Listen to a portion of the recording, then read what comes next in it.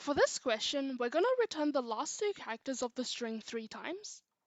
So we can start off by creating a place for it to store it. So we have string builder, and we can name it, for example, result is equal to new string builder. And then we're going to use a for loop. So it's going to start with int I is equal to 0, and then I is less than 3. So it's going to start from I is equal to 0 until I is less than 3. So that would be 3 times. And it's going to increment by 1 each time, so I++. And then we want it to append the last two characters to the result. So we have result.append, and then str.substring. The last two characters, it would start from str.length, and then -2.